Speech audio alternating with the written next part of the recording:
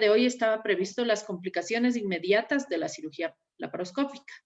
Si hacemos un recuento, se había mencionado que justamente una de las ventajas o las ventajas de la cirugía laparoscópica corresponden a la recuperación más pronta, más inmediata del paciente, que justamente está asociada al ser una cirugía mínimamente invasiva, al no utilizar incisiones grandes, al acelerar la recuperación postoperatoria del paciente, a disminuir el dolor y ciertas reacciones adversas que son propias de la cirugía convencional o de la cirugía abierta. Entonces, entendiendo que la cirugía laparoscópica tiene grandes ventajas que han hecho hoy por hoy que sea el gold estándar de muchos procedimientos quirúrgicos que antes se lo hacían de manera convencional, pues es importante mencionar que al igual que todo procedimiento quirúrgico, así como tiene ventajas, también está expuesta a riesgos de complicaciones. Riesgos de complicaciones que van a estar determinados de manera inherente, es decir, son propios del acto quirúrgico, del acto médico.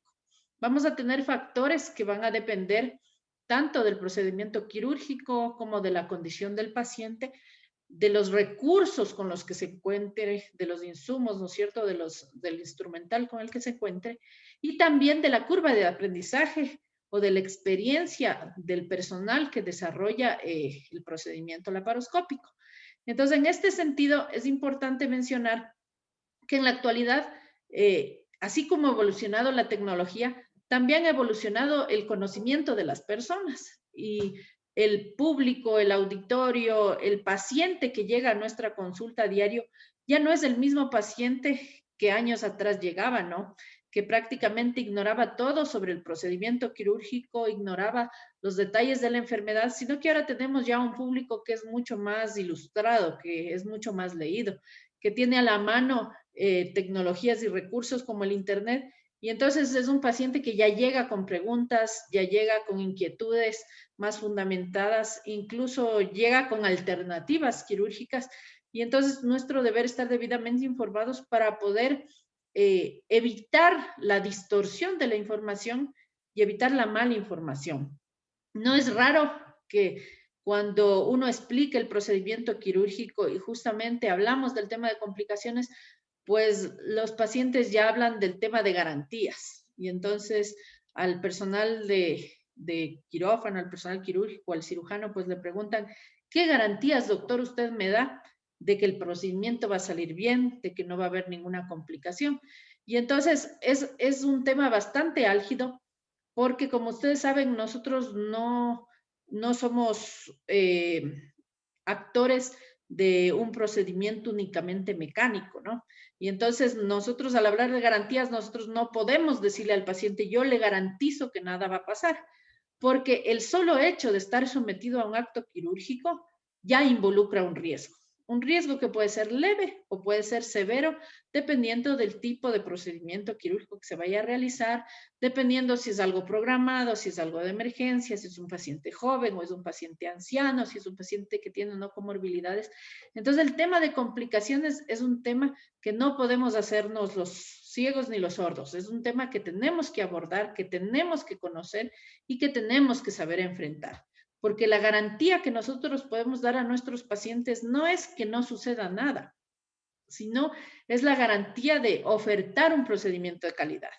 Es garantizar que estamos capacitados en realizar el procedimiento, es garantizar que tenemos los recursos que son necesarios para realizar el procedimiento y garantizar que sabemos qué debemos hacer en caso de que las complicaciones se presenten.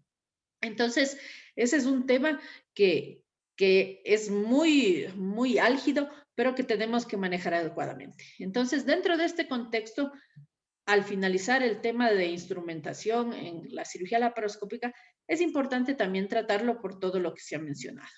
Y en estas imágenes nosotros vemos, ¿no es cierto?, a uno de los grandes exponentes de la medicina desde sus inicios, que como todos sabemos, nació en Grecia y corresponde justamente a una frase bastante conocida en latín, que es el primum non nocere, y que todos conocemos, y si no conocemos, pues aquí lo mencionamos, es lo primero es no hacer daño. Esto es importantísimo porque nosotros, ninguno de los médicos, ni el personal de salud, ni las enfermeras, ni las auxiliares, ni ninguno de los miembros del equipo de salud y del equipo quirúrgico no sale a hacer daño a los pacientes, ¿sí? Nosotros estamos en una posición bien delicada en el que el paciente pone en nuestras manos su salud. Y entonces nosotros no salimos a hacer daño, todo lo contrario, nosotros salimos a ofertar una alternativa para dar solución a sus dolencias. Y dentro de este punto de vista, nosotros tenemos que estar conscientes la condición que estamos poniendo aquí, que es lo primero, no hacer daño. ¿Qué quiere decir eso? Que si yo sé que hay una condición de mi formación, de mi instrumental o de el paciente, que yo sé que le va a ocasionar un evento adverso, pues lo ideal es evitar hacerlo para evitar el daño, ¿no es cierto? Entonces, dentro de este contexto, vamos a ver que siempre el temor de un paciente y el temor de sus familiares al entrar en una sala de cirugía, ¿no es cierto?, es saber qué va a pasar, qué complicaciones pueden haber, cómo me va a ir, el resultado va a ser bueno, qué tan rápido me voy a recuperar.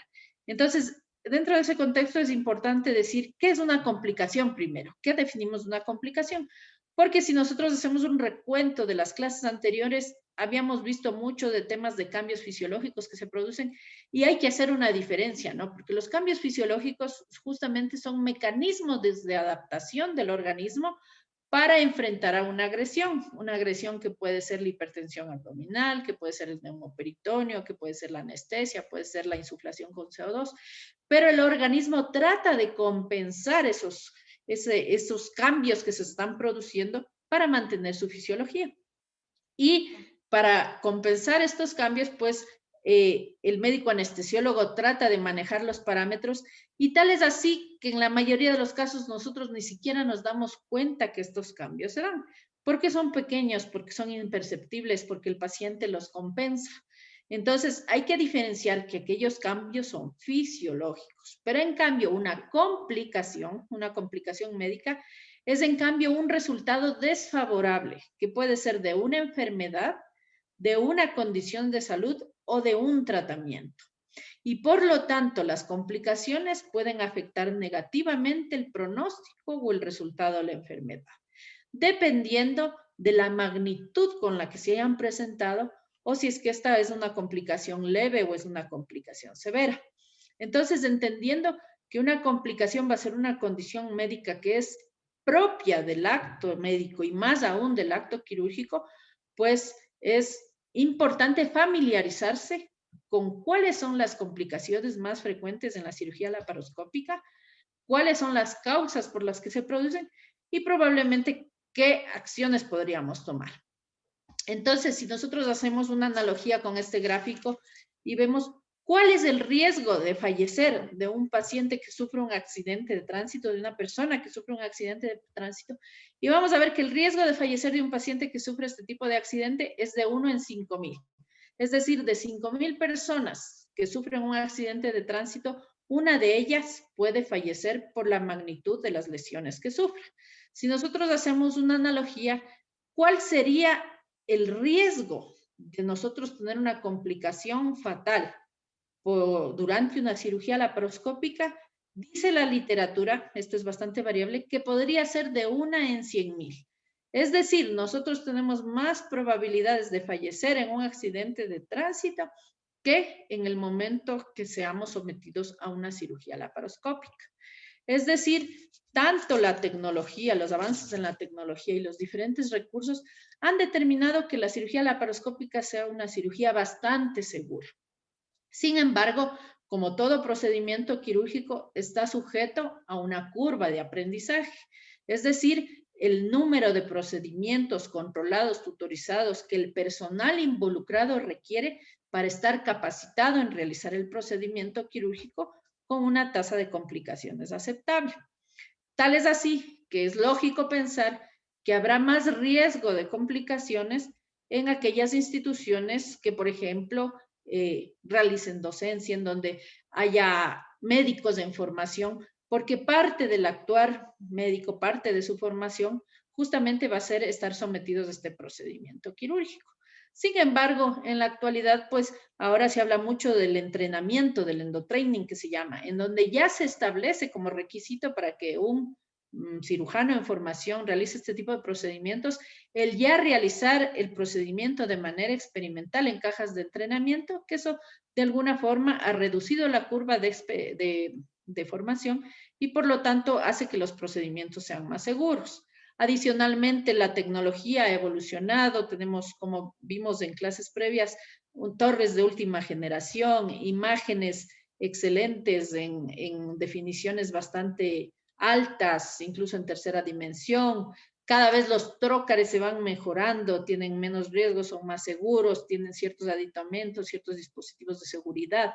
Las fuentes de energía, como decíamos, tienen un feedback que permite que se bloqueen si es que no están adecuadamente colocados. Entonces vemos que todo este avance tecnológico hace que poco a poco todos los procedimientos quirúrgicos y especialmente los laparoscópicos se vayan tornando mucho más seguros.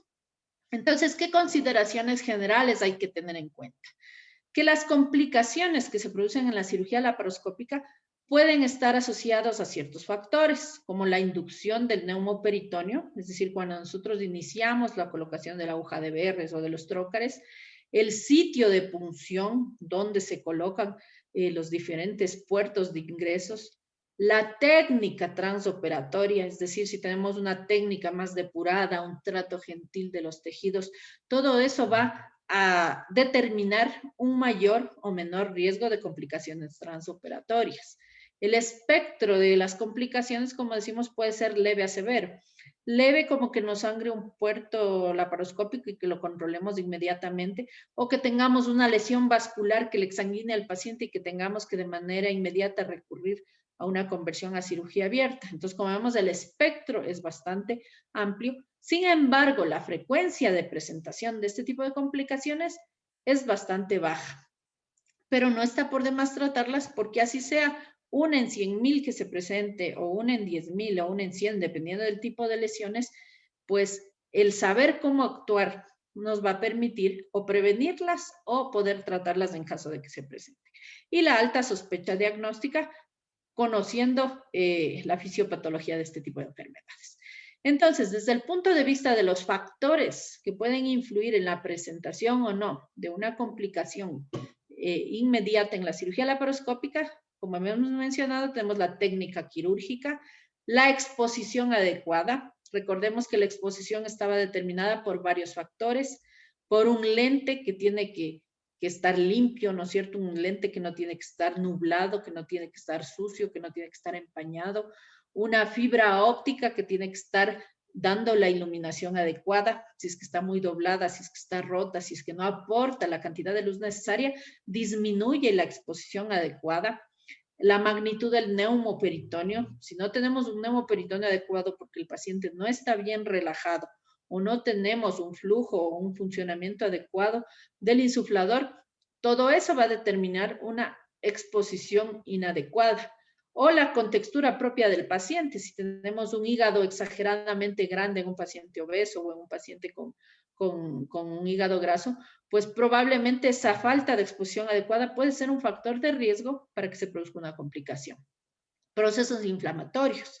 Estadísticamente, siempre una cirugía en un proceso inflamatorio activo va a incrementarse frente a una cirugía programada. Ejemplo, si yo opero una colelitiasis sintomática, probablemente va a ser menos riesgosa que si yo opero durante un proceso de una colecistitis aguda, un piocolecisto, en donde los tejidos están inflamados, están edematizados y que por lo tanto sangran con más facilidad.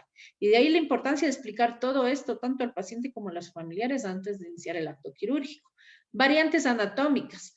Los libros de anatomía nos describen las configuraciones anatómicas más frecuentes, pero también hay variantes que sin ser anormalidades, pues, si uno no está familiarizado, también pueden ser motivo de lesiones en el transoperatorio. Antecedentes del paciente, como por ejemplo cirugías previas que ocasionan presencia de adherencias, y estas adherencias también pueden llevarnos a cometer algún tipo de lesión durante el transoperatorio que puede ser advertida o inadvertida, es decir, no darnos cuenta si es que no la sospechamos. La integridad del instrumental. Esto es importantísimo y ahí juega un papel fundamental tanto el personal auxiliar como de enfermería del quirófano, porque siempre tenemos que estar revisando el instrumental, cuando se lava, cuando se esteriliza, cuando se empaqueta, cuando se instrumenta, porque muchas veces hay defectos, hay rupturas, las vainas de aislamiento pueden estar fenestradas, los procesos de esterilización también pueden fragmentar el material con el que están formados. Entonces, todo esto puede hacer que haya incluso fugas de energía que ocasionen lesiones inadvertidas. Tal es así que se aconseja que se utilice un solo método de esterilización. Esto probablemente lo deben haber manejado con Elisen Gonzalo. No es conveniente un día esterilizar en peróxido, otro día esterilizar en vapor, porque este cambio de temperaturas y de métodos de esterilización también puede acelerar el desgaste del instrumental y la integridad pues se va a ver fragmentada. El trato que haga el personal quirúrgico con ese instrumental también va a influir, ¿no es cierto? Tenemos que cuidar el instrumental, es instrumental delicado, entonces si yo lo utilizo con mucha fuerza, lo puedo romper, lo puedo fragmentar y entonces la integridad se va a ver afectada. La expertise y la curva de aprendizaje que habíamos mencionado también. Entonces, dentro de las principales complicaciones que están descritas a nivel en la literatura mundial, hay complicaciones que están asociadas a la formación del neumoperitoneo, como es la embolia gaseosa, el arresto, paro cardíaco o colapso cardiovascular, el neumotórax, que es la presencia de aire libre en el tórax, las hemorragias, la perforación de vísceras, injurias producidas por la colocación de los trócares, como injurias intestinales o de vasos mayores, y también otro tipo de complicaciones atribuidas al uso del electrobisturí y de igual forma al sangrado. Entonces, siendo estas las complicaciones más frecuentes, vamos a ir viendo una por una las más relevantes. ¿Cuáles son las asociadas al neumoperitoneo? Recordemos que el principio básico de la cirugía laparoscópica es crear un espacio real dentro de la cavidad abdominal a través de la insuflación de CO2 dentro de la cavidad. Obviamente esto hecho a través del equipo del insuflador. Entonces, como vemos, dentro de la cavidad abdominal se ha insuflado aire. Y como ya habíamos visto en las clases anteriores, esta insuflación va a determinar aumento de la presión y aumento de la presencia del CO2. Y dentro de las principales complicaciones vamos a tener la reacción vasovagal, el embolismo gaseoso, complicaciones atribuidas a la hipertensión abdominal y también la presencia del neumotórax.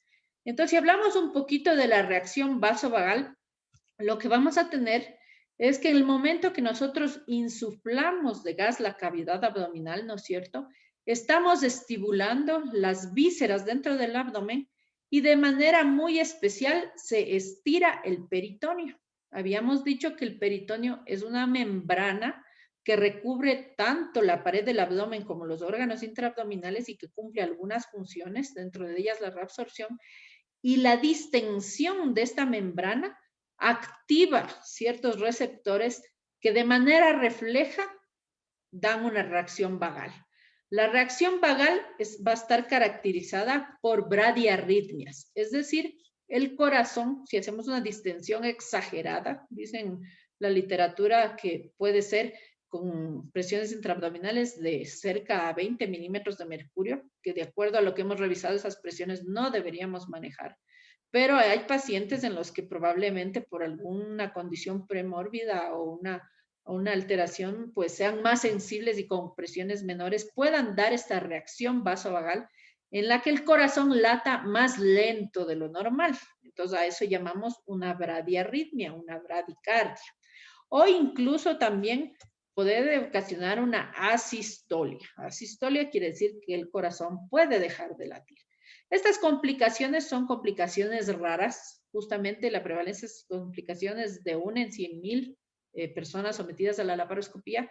Yo la verdad nunca he visto una asistolia o un colapso circulatorio. Lo que sí puede haber son las bradiarritmias. No sé si recuerdan uno de los videos que vimos del quirófano el día de ayer, en donde vimos que una de las frecuencias cardíacas del paciente llegaba a 30, 32 latidos por minuto.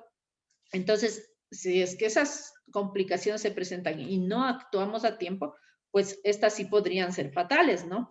Entonces, justamente para controlar esto, lo que se aconseja es la liberación del neumoperitoneo. Es decir, si estamos con el paciente insuflado y vemos que esto se está produciendo y es algo muy acentuado, lo más prudente será abrir las llaves de los trócares para la evacuación del neumoperitoneo y pues probablemente tendrán que utilizar drogas vasoactivas como adrenalina, atropina. Entonces, en caso de que estas complicaciones se presenten, pues se necesita la presencia ahí apoyando al médico anestesiólogo del personal que está apoyando en el quirófano. Otra de las complicaciones severas que se pueden presentar es el embolismo gaseoso. Esta es una complicación bastante rara. Se dice que puede tener una incidencia de 0.001%, es decir, 1 en 10,000. Y básicamente para que se presente lo que se requiere es la insuflación directa del CO2 dentro de un vaso sanguíneo. ¿Qué quiere decir? Que el momento en que nosotros colocamos el trócar mediante el cual debíamos realizar la insuflación del abdomen, de manera accidental pinchamos un vaso, muy probablemente venoso, a través del cual el CO2 llega directamente a la circulación y pues nos puede dar una embolia gaseosa. Es una complicación rarísima, pero es una complicación muy dramática, muy grave, que puede dar incluso secuelas neurológicas y que la mortalidad puede llegar alrededor del 28 al 30%. ¿Cómo darse cuenta? Bastante difícil, ¿no? Porque la clínica del paciente va a ser una hipotensión, es decir, su presión va a bajar, va a estar hipóxico, la saturación de oxígeno también va a bajar, y por lo tanto estas manifestaciones son muy similares a una anafilaxia, es decir, a una reacción alérgica, a un neumotórax también, o a un síndrome coronario, a una hemorragia. Es decir, son manifestaciones inespecíficas, pero por la severidad con la que se producen y el deterioro bastante importante y rápido del paciente, haría sospechar. Como les digo, yo nunca he visto tampoco un embolismo gaseoso, pero son complicaciones que están descritas y que pueden llevar al colapso cardiovascular súbito del paciente. La hipertensión prolongada, sobre todo si es que esta es procedimientos quirúrgicos muy largos y compresiones que no están siendo bien toleradas con el paciente, pues habíamos mencionado que podía disminuir el retorno venoso, aumentan las resistencias vasculares periféricas y por lo tanto va a disminuir el gasto cardíaco y van a aumentar las resistencias pulmonares. Entonces, esta sería, si bien son cambios fisiológicos que normalmente se dan durante un hemoperitoneo, pero si se mantienen de una manera prolongada en un paciente probablemente cardiópata o neumópata, podrían ocasionar también alteraciones hemodinámicas que ya se salgan de la normalidad de los cambios fisiológicos producidos durante el neumoperitoneo. Otra de las complicaciones asociadas al neumoperitoneo es el neumotórax. Como nosotros vemos en esta radiografía, normalmente en la parte lateral tenemos los pulmones, en la parte central está el corazón. En el lado izquierdo, es decir, en este que estoy señalando en este momento, tenemos el parénquima pulmonar que está dado por la trama broncopleural, bronquial que se ve. Y en el lado derecho hay ausencia del parénquima pulmonar. Todo el pulmón está colapsado aquí hacia el ilio y todo esto que nosotros vemos aquí en el que faltan las líneas que corresponden a la trama broncovascular, justamente es el aire que en la imagen de la derecha podemos ver que es el aire que está comprimiendo totalmente el pulmón. A esto nosotros lo llamamos neumotórax. Para que un neumotórax se produzca durante una laparoscopía, pues deberían haber ciertas condiciones premórbidas que puedan condicionar esto, es decir, alguna alteración en el diafragma, que es el músculo que divide el abdomen de la cavidad pulmonar, para que permita el paso directo del CO2 hacia la cavidad, es decir, alguna N, o algún paciente que tenga alguna patología pulmonar como una bula enfisematosa que se ha roto con el aumento de la presión de la vía aérea que decimos que normalmente se puede presentar durante la cirugía laparoscópica y esto ocasiona la ruptura de una bula que ocasione la salida de aire fuera del pulmón y que quede atrapado en la cavidad pleural. Y que esto nos dé un neumotórax como complicación de la insuflación, es decir, del neumoperitoneo. Eso en cuanto a las lesiones relacionadas con el neumoperitoneo. Ahora, si hablamos un poquito de las lesiones vasculares, este también es un tema importante, algo también vimos con respecto a la hemostasia, y vamos a ver que la mayoría de las lesiones vasculares se van a dar justamente durante la formación del neumoperitoneo o la colocación de los trócares. Entonces aquí, por ejemplo, estamos viendo dos imágenes. En el lado izquierdo, la correcta inserción del trócar en donde nosotros penetramos la pared, pero ya una vez que el punzón está hacia adentro, lo dirigimos hacia la pared, es decir, nos alejamos de los vasos. Y en el lado derecho vemos cómo podemos producir una lesión de grandes vasos por punción directa, en este caso sobre el paquete femoral o las arterias y venas ilíacas.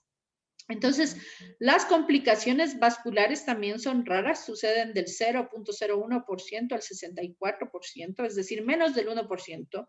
De 100 pacientes que se operan, menos de un paciente tiene riesgo de tener una lesión vascular, pero de todas formas ya es un riesgo que está presente.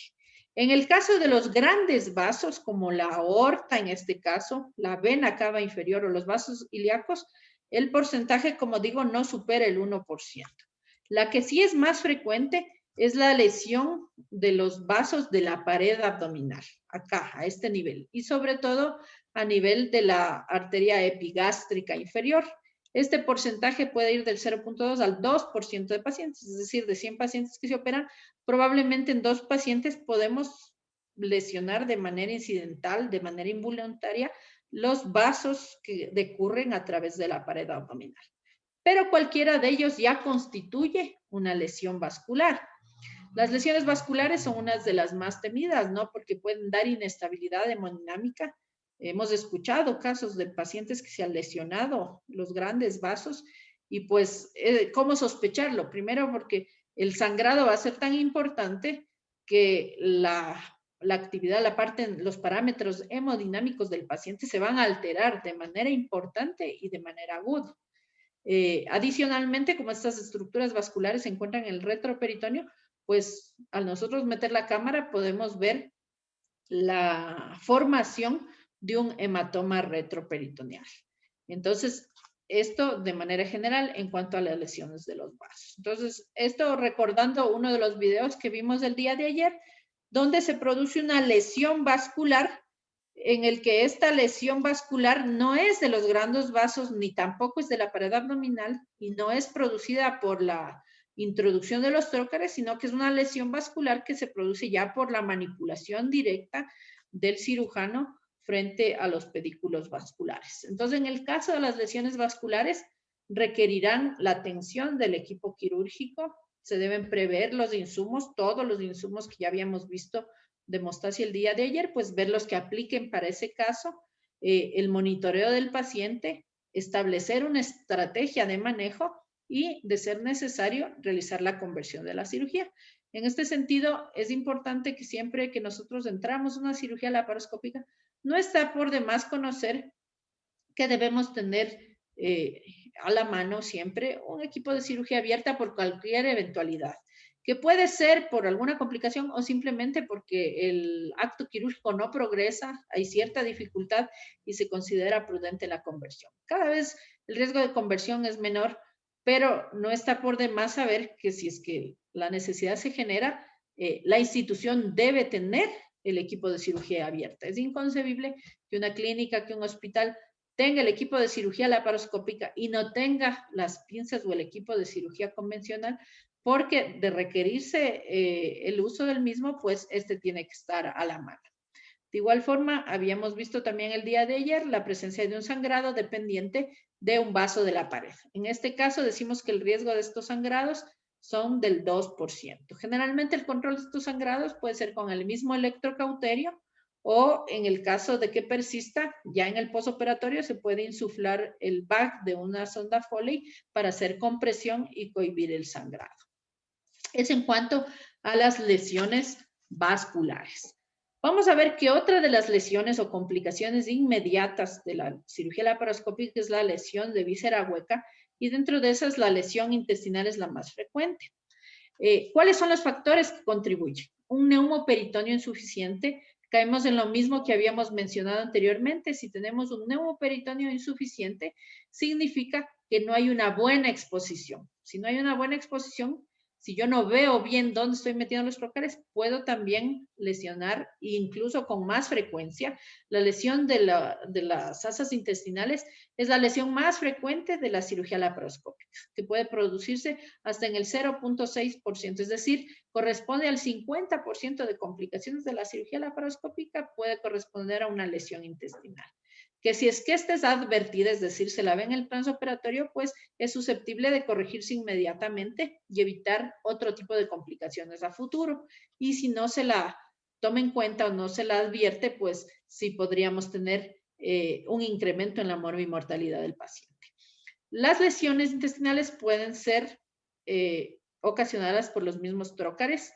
De manera general, se pensaría que los trócares metálicos tienen más riesgo por el hecho de que las cuchillas no son retráctiles, sino que la cuchilla está presente y está activada en todo momento desde el inicio de la introducción del trócar.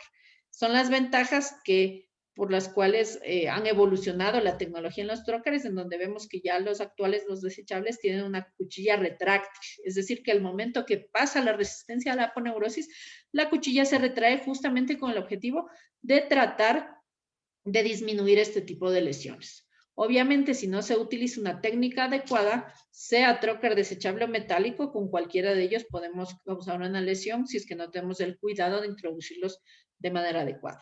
La distensión abdominal, es decir, un paciente que está con un hilio o que está obstruido, también va a tener más factor de riesgo de alguna lesión de este tipo por la distensión que presenta. Antecedentes de adherencias de cirugías previas también van a ocasionar mayor prevalencia de lesiones intestinales. Entonces, en este video vemos, como ustedes ven ahí, esta es una asa de intestino delgado y vemos aquí una perforación. Esta perforación ha sido producida justamente por la introducción de un trócar, de uno de los trócares de 10 milímetros probablemente. La ventaja es que el cirujano se da cuenta en su momento. ¿Cómo se da cuenta? Por la salida del líquido intestinal o probablemente por la visión directa, si es que la vio en su momento.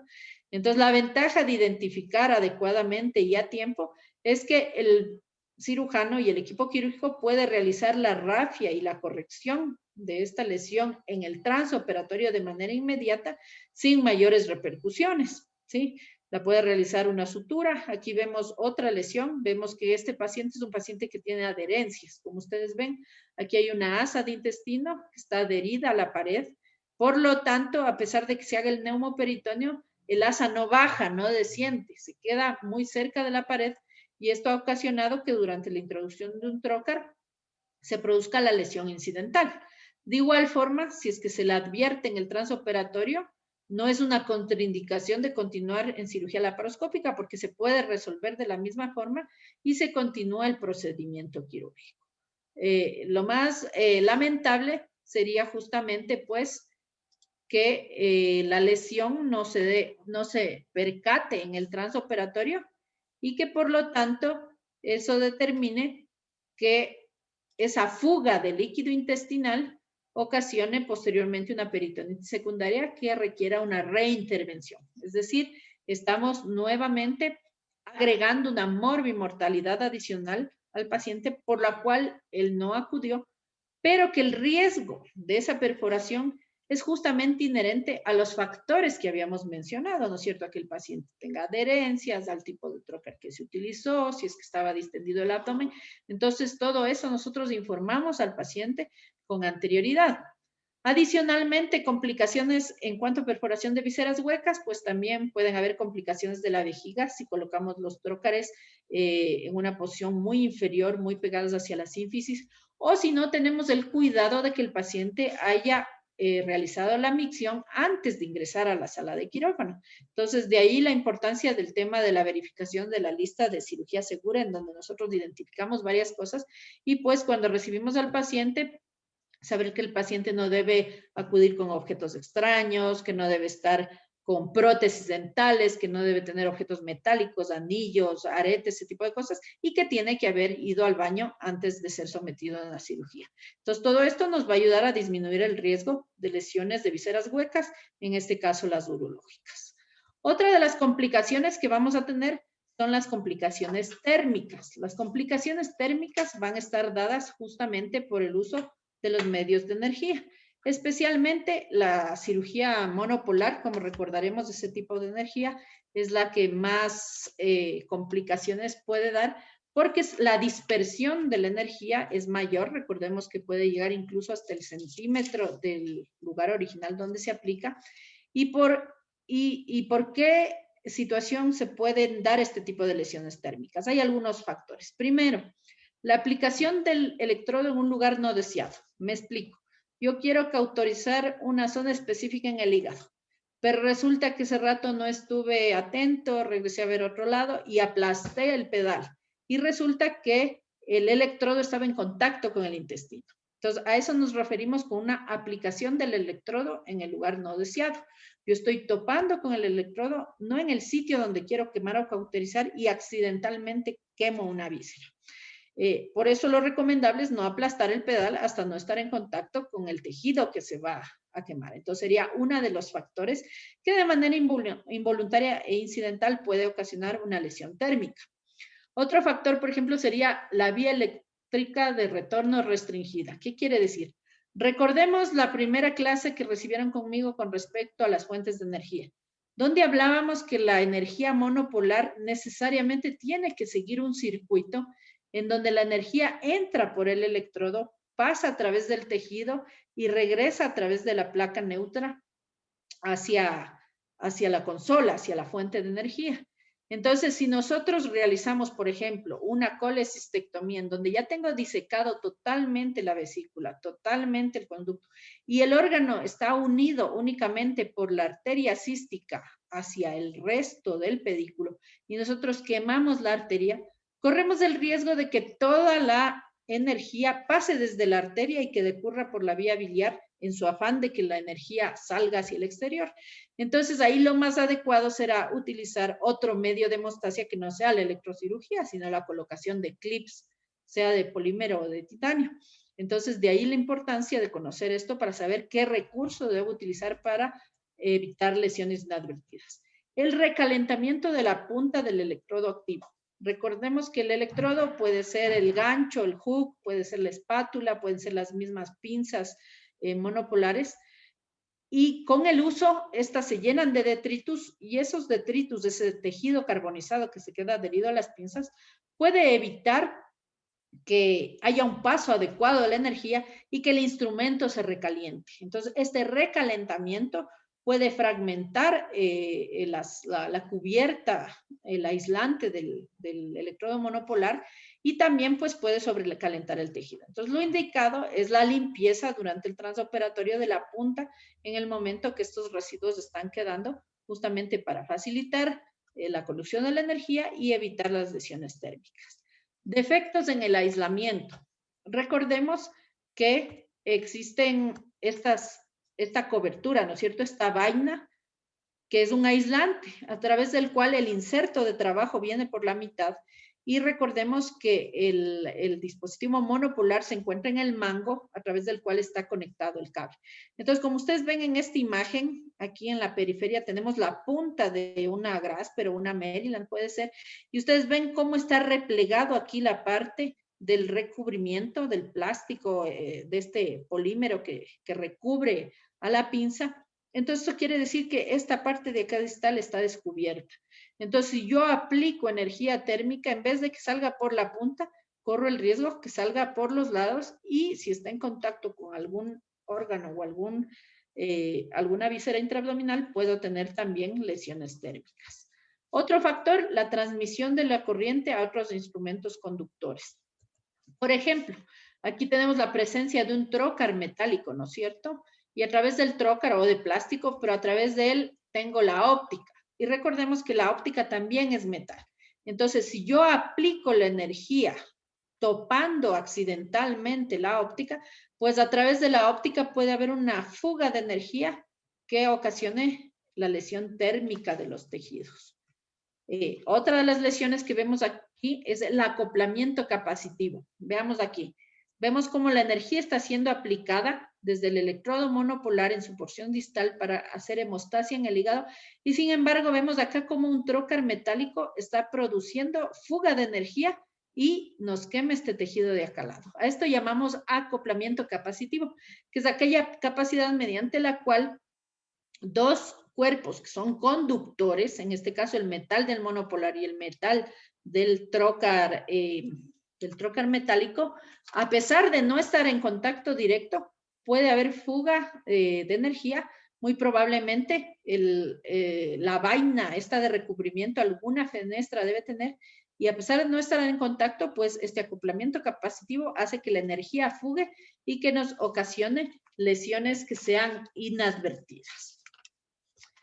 En cuanto a las lesiones térmicas. Ahora bien, de manera general, pues habíamos mencionado que durante el demoperitoneo hay impacto en todos los órganos y sistemas, el cerebro con el incremento de la presión intraabdominal, en la parte hemodinámica con bradiarritmias o taquiarritmias, dependiendo de cada paciente, en la parte renal con la oliguria, en la parte venosa con la disminución del retorno venoso y por lo tanto los riesgos de trombosis que se pueden dar en aquellos pacientes sometidos a cirugías largas y en posiciones que no son fisiológicas y que no se ha cuidado la compresión de los plexos vasculares y los plexos nerviosos, las lesiones intestinales.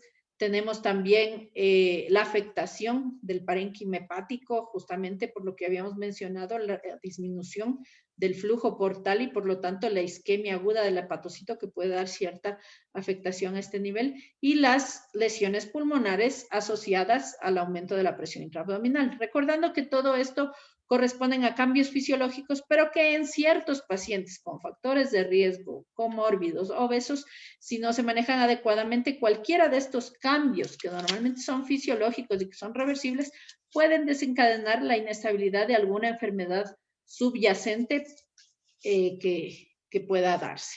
En ese sentido, es importante entonces tomar las medidas que habíamos mencionado y en el caso de las lesiones térmicas, pues el monitoreo activo de los electrodos, el uso de trócares y cánulas que de preferencia no sean metálicas, la inspección visual de la cubierta de los electrodos, como decimos, la integridad de los mismos, el apropiado manejo del instrumental, la esterilización adecuada y el reemplazo del instrumental, pues que ya no está en adecuadas condiciones. Entonces, en este sentido, esta era la última clase que estaba prevista, dando énfasis en el tema de complicaciones. A manera de un resumen, pues el objetivo de nuestro curso como instrumentación quirúrgica, pero con un enfoque en la cirugía laparoscópica, justamente ha sido dar un enfoque global e integral, es decir, no limitarnos solamente a qué tipo de instrumental debemos utilizar en la cirugía o cómo instrumentar en la cirugía, sino abarcar los diferentes módulos en donde primero vimos la organización del quirófano.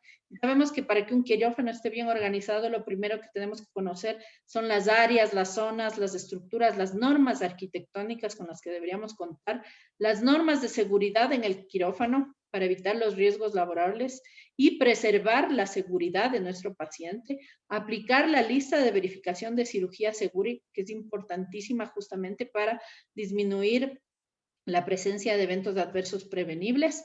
Hemos visto un segundo módulo en cuanto a los recursos necesarios para la cirugía laparoscópica, sabiendo que es necesario un equipo biomédico con todos los requisitos y con todas las especificaciones que se mencionaron, que existen varios tipos de energía de las cuales nosotros podemos tomar mano para nuestro paciente, que tenemos que saber escoger qué tipo de energía y en qué caso debemos utilizarla, cuál es la forma correcta de aplicarla, cómo se deben manejar dichos equipos. Existe un instrumental laparoscópico que es estándar en general para la mayoría, pero que tiene ciertas particularidades de acuerdo al procedimiento quirúrgico que se va a realizar y que debe tenerse ciertos cuidados tanto para preservar la integridad del instrumental, que decimos que es delicado, al igual que para prevenir lesiones de nuestros pacientes dependientes de un mal manejo.